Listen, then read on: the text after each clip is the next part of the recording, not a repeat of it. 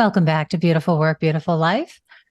Hi, friends out there. How are you today? How are you doing? Are you checking in with yourself? Are you tuning into your inner life? That's what we're here to talk about with you, to focus on inner work, inner life. And I've got my partner in crime over there, Laurel, to help me do that. Hi, Laurel. How are you? I'm well. How are you, Laurel? I'm good. Well, I think we need to come up with a different term than partner in crime. What I would was our what surprised, would our I was term be? surprised that you used that word. I I was like, know. if we really were Ooh, charged with a crime, what would it be? trying to change the world. Huh, Huh. huh. I guess there's a Um, lot of people that are could be accused of that too today, but I know. I like to think we're trying to change it to make it more beautiful. I was thinking something about like trying to make former versions of ourselves disappear. Disappear. I like it. I like it. So maybe not partners in crime, partners in let's see, what's the right let's come up with a word. Can we come up with, if we can't come up with one today, let's work on it and let's call ourselves that, right? Partners in I don't know. Got any suggestions out there, friends? Give us a suggestion if you have one. We'd love to hear your suggestions. Okay. I can't wait. I know. So this month on the podcast, we are focusing on practices and rituals. So when we talk about creating a beautiful life, living into your beautiful life, right? Um, some practices and some rituals can really help with that. And today on the podcast, we're talking about one that Laurel and I refer to on and off all the time. Laurel, especially. I'm going to give Laurel the big shout out here on this one because she is on top of this one. So I hope you're going to chime in and really take over the podcast today, Laurel. Our topic is, how is curiosity a game changer? So the practice is practicing curiosity. Whoa. And it I is a game know. changer. Yeah. It is a game changer. And, for me, I talk about curiosity a lot. It is probably my most often used tool to approach life. Yeah. I mean, because it has changed the way I guess the way I live, the way I interact with other people, Yeah. and Yeah. even the way I accept maybe parts of the world or parts of life that I may have struggled accepting in my younger years. Yeah. Yeah. Yeah. I was thinking about, us recording our podcast today and thinking that, if I had to say what is one of the greatest ills of the world today, I think my opinion would be how quickly we are to judge one another. And I feel like this is the remedy for that, the practice of curiosity. I do too. And self-judgment as well, right? All of the things, Absolutely. self-criticism, self-judgment, Mhm. even, you know, I know there are people that have experienced self-loathing, right? Yeah. Like like the remedy for all of those things. Yeah. And with other people as well, judgment, criticism, you know, strong opinion. I used to always say there's a fine line between love and hate, right? Yeah. Like Yeah. like how can you bring curiosity to just open your awareness of where you are and how you relate to other people. Yeah, I think the question that came up for me when I was thinking about the actual practice of curiosity, and when we say, okay, how can we get more curious, right? And when you think about this idea of self-loathing or self-judgment or judging other people, right, is the question that comes up in my head so much, so frequently is, how did they get there? How did I get here? Like, what is the bigger story? What is the story around what you're seeing right now that you're judging, the experience that you think is wrong or you don't like or whatever, right? How did it happen? And there's a whole story around that, right? And Yes. oftentimes if we can get curious and find out what the story is, we can be an assistant or an agent of change or help or support or encouragement to the other person to try not to be stuck in a place maybe they don't want to be. Yes. Yeah. And then when you think about our ability to influence change by modeling behavior, Yeah. right? Yeah. As we're more curious and even if we're not entirely accepting of something that maybe is different than what we choose, right? The curiosity at least allows you to be somewhat neutral, right? Yeah. Yeah.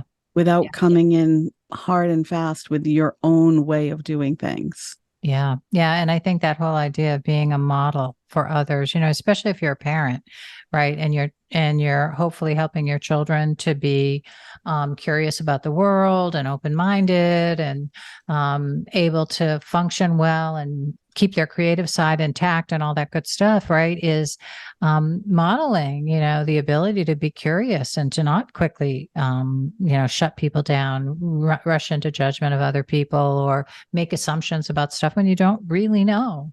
Yes. Yeah. And so it's interesting because what do you think? Or maybe I want to hear what you think because I already know what I think. But what do you think prevents us from being curious? Yeah, I think ultimately, there's probably fear, the bottom line fear, because I do think that when we aren't curious, there's this real sense of I need to stay in control of where I am right now and what I think and what I want and what I perceive to be as right or wrong.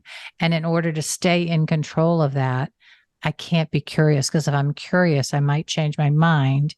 And now I'm feeling out of control. Right. Yeah. Yeah. Yeah. I was thinking fear or our need for safety, right? So we have such a natural, innate need for safety that when sometimes, it's when we're not curious, it's because we need that sense of safety that our own position, stance, opinion keeps us in, right? Yeah. Yeah. I know we did another podcast. We called it, I think we called it the illusion of control because Yes. I love that term. I know for me, that was a term that really hit home when I was working on, my own judgment and that need of imagining that I was safe and, all, whatever it was. Right. And it was just an illusion. It's such an illusion that we build in our minds. And the reality is that anything can happen at any time. And it's not that we want to live in that place. It's just that we don't want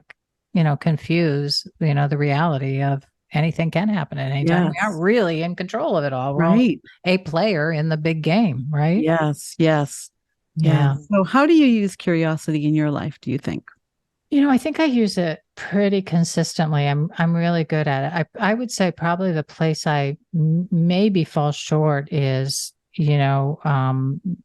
for myself, if I'm in a self-judgment place or I do something I don't feel really good about, I'm not quick to get curious, like, oh, how did I end up doing that? I instead go down maybe the rabbit hole of why did I do that? And so I think that, I could up my game a little bit there. But I feel like I use it a lot and I use it so much in my work life and have always, is, I think that was one of the beautiful things early on becoming a counselor, before I did my coaching and I was in the mental health world. And I felt like, for me, sitting with people, or especially early on in that work, was realizing, wow, people's stories of their lives are so big and so full, and there's so much to them, and there's so much more to them than we even can imagine, because it's not only the story line, the narrative itself, but it's all the feelings that they have around what happened that impacted them and made them who they are today. So, I feel like my curiosity got really strengthened in working in this field, my ability to stay in that space and just keep wondering, helping my clients wonder, right? Yes. How did you get there with that? What made you Yes. think that? How do you think that?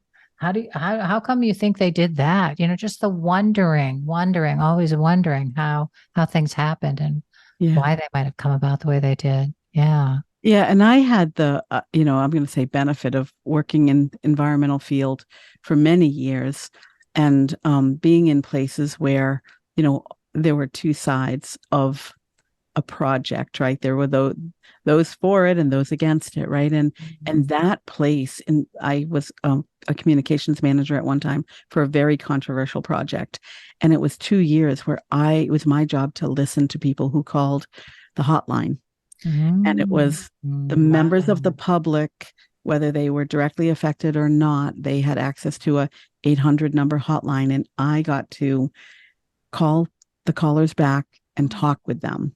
Wow. And I did a lot of listening in that job, and I really became curious about what brought people to the opinion they had on the project, right? Oftentimes it was safety and fear related, right? Yeah, sure. And so I loved that job because it gave me the ability to be curious and start listening deeply.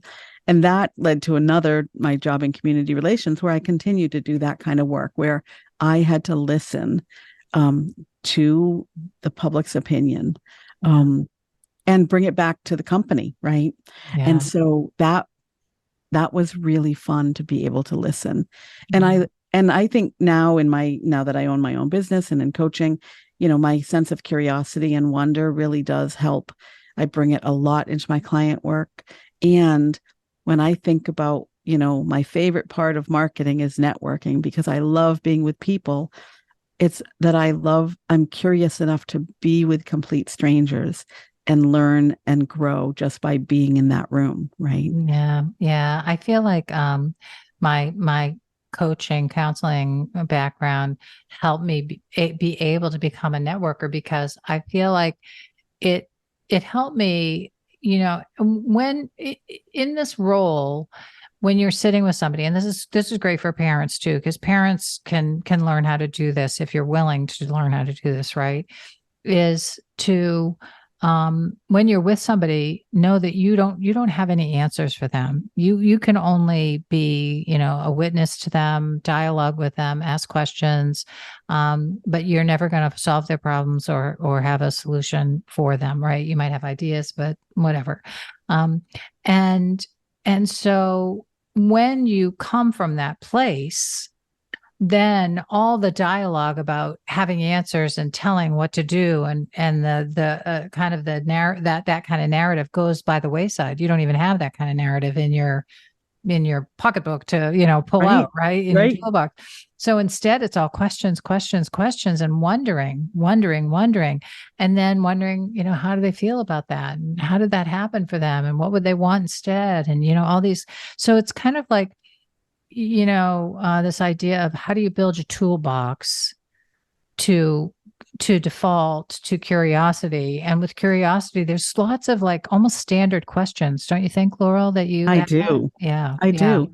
And, I'm glad you brought up the parenting, because I was just thinking as you were talking about this, that, when we're new parents and we have older than infants, but, toddlers, we have to get curious about what are they going to eat? What will they wear? Right. I had a daughter who went through a phase of refusing to wear anything that wasn't blue. Right. Yeah. I had to get real curious about how can I keep up with all of her wardrobe being blue. But, thinking about playing with your young children, right. That takes curiosity. It's a creative curiosity that helps you parent all along the way, every step. And then it's interesting, because what I was finding myself kind of reflecting on is, how can we be curious as we are parenting teenagers, where we're really trying hard to keep them safe, right? Yeah. Or young adults, or as you and I both know, adults, right? Mm-hmm. How can I be curious about the experience of my adult children in a way that allows me to learn and grow from them, even if sometimes I might be a little worried about their safety? Yeah. Yeah. I know. I struggled with that. And my default was just to be honest about how I felt, that I was afraid. I was afraid for myself, how I'd feel if anything happened to them. I was afraid for what they would have to go through if anything happened to them. So I was like, honesty was my default position with all of that. Yeah. It's funny, when I was listening to, I was thinking about how, when parenting, like a lot of times when kids are really little, right, and you're talking to a 2-year-old, you're full of curiosity and you're full of wonder and you're full of playing with them and doing that.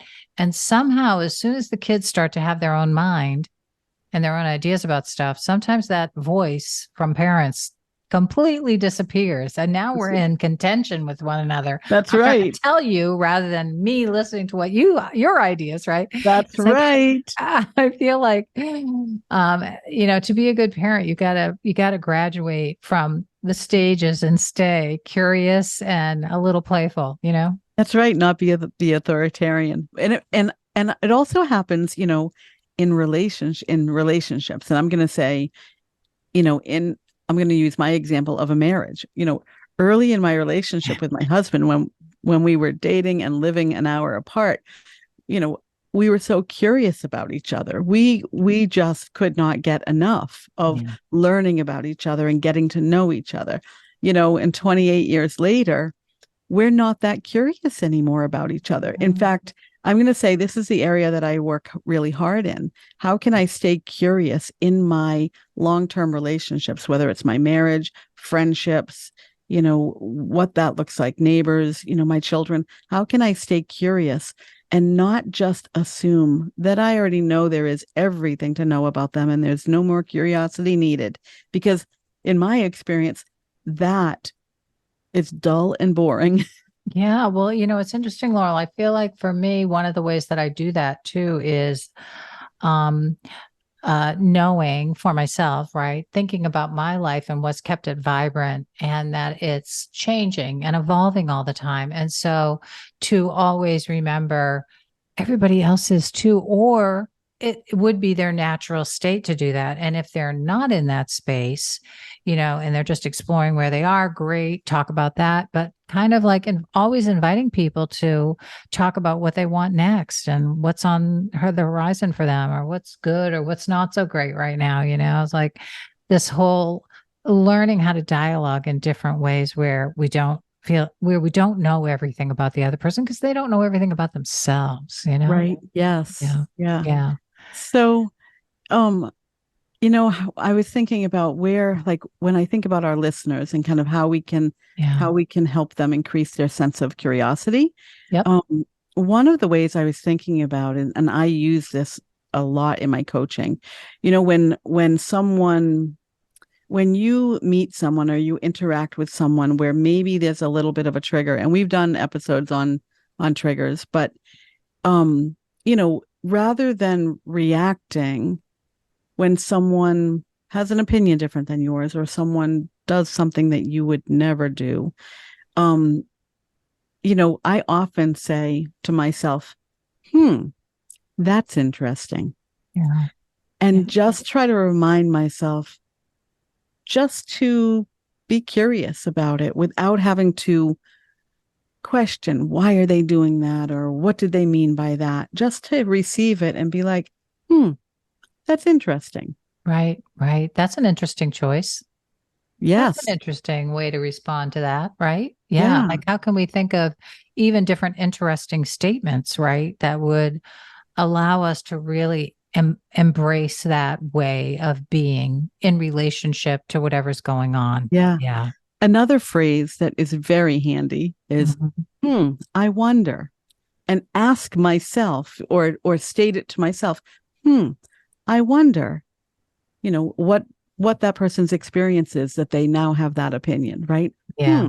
I wonder. So it's just the words to remind yourself to be curious before you judge. Yeah. Yeah. And what was coming up really strongly for me was the sense of being careful with your questions. Oh, yes. I think we often rush into a why question, especially when we're upset about something or we're feeling defensive. And oftentimes when we ask a why question, it puts somebody else on the defensive. We almost are in an offensive position, where we're like, why did you do that? Right. So I know for me, just thinking about how you're phrasing your questions can be so powerful. And for me, I kind of eliminated the why question for as long as I could out of my vocabulary because I didn't want to be in that contentious place with anybody with that question. So an easy way to modify a why question is how come such and such. Think just how come, invite somebody to talk about how come something happened or what got them to a place where they made that decision, instead of why, because why can really set people off. Yeah. Yeah. What, and I know this comes from my coaching, but the phrase "tell me more," Yeah. tell me more about that. Yeah. Right. Because that's really when you're asking why, you really want to understand, you want more information, right? And the "tell me more" just gives them free rein to tell you more. That's great. That's great. Yeah. Yeah. So let's just kind of go through any list of questions that comes to your mind to help our listeners, right? As we put this idea of curiosity into practice, more questions or statements that will help. And, just for the listeners or for somebody who's really working on this, just write them down and practice them. That's all. Yes. Mm-hmm. It'll expand naturally from there. Literally, it truly will. Yeah. Yeah. And I think so. We talked about, "tell me more," or "I wonder," or "that's interesting," or the ones that you said were I forgot already. Now repeat them for me. Yeah. So how come? How How come? come How such and come? such Yep. happened, or you Yep. made that decision, Yep. or what brought you to that decision, Yep. or what That's right. caused you to go to that place with Yep. that? Yep. Like use a what or a how come instead Yes. of the why, right? Yes. Yes. I Yeah. love the how. Mhm. And then I think I would almost challenge our listeners to do an inventory. And you talked about this a lot, right? But can you bring more awareness to the times that you're asking why for people, right? Why? Bring that awareness, right? Yeah. Because we can't change it until we bring awareness to it. And then if I think about really the inventory that might be very helpful for me and maybe our listeners is which of my relationships or in which settings, because sometimes it's not just a relationship, but it's maybe even, what familiarity. If it's my home and I'm no longer curious about something, I'm just done with it, right? So it might be a situation that I'm in. It could be a job, right? Where Yeah. you lose your sense of curiosity and wonder. But the inventory is, what are those areas of your life, or what are the relationships in your life that you're no longer curious in, right? Maybe the things that we do that it's really autopilot. Yeah. Yeah. Right. That's great. That's great. I was thinking about curiosity and the idea of it relating to self-judgment as well. Yeah. That was coming up really strong for me too. So I feel like, I would invite listeners to, if you feel like you're stuck in a storyline that really is a downward spiral for you, it brings a lot of negativity or self-criticism into your world, right? Is can you just take the time to actually write everything that you can down about the story? And I always do first, like, what's the storyline, the facts, and just the facts? This happened, then this happened. I did this, they did this. I thought this, then I did that. Then I, said that, and then they said that, just kind of like a recording of the experience. And then if you want to, you can follow that up with, all the feelings that you have now about it all. Just kind of do a feelings dump as best as you can, right? And then you can go back and start to, if you want to, do the curiosity thing as you look through the story. I wonder how come it happened that way. If I could go back and do it differently, how might I do differently? What do I wish I had done differently? Just kind of the curiosity around it all being like more free floaty Yeah. and wondering about how might it be different now? Because I think it's sometimes we get so stuck in the storyline and then we're so stuck with the judgment of it all and stuck in the place of how it's impacted our lives and we can't seem to loosen our grip on it. So I think anything that we can do to loosen our tight grip on that story and what it's done to us or whatever I can love really be that. super helpful. Yeah.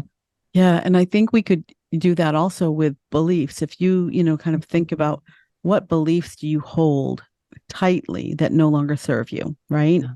Yeah. And then I ask when I'm evaluating a belief that I hold and I'm getting the sense that maybe I'm holding too tight to this belief, I ask myself the questions who, what, when, where, how, and why, right? Yeah. Yeah. So, and who, who shares that belief, who introduced me to that belief, who carries that belief, who does that belief benefit, who does it not benefit, right? Like, That's and going huge. through each Yeah. of those, who, what, where, when. The when is always interesting. When was the first time I was introduced to this belief, right? When did I adopt this belief as my own, right? Like, these questions for me are really helpful. That's great. That's Yeah. awesome, Laurel. I want to just throw in one last idea or one last topic for exploration for everybody on this one. And that is just kind of the state of affairs in the world at large.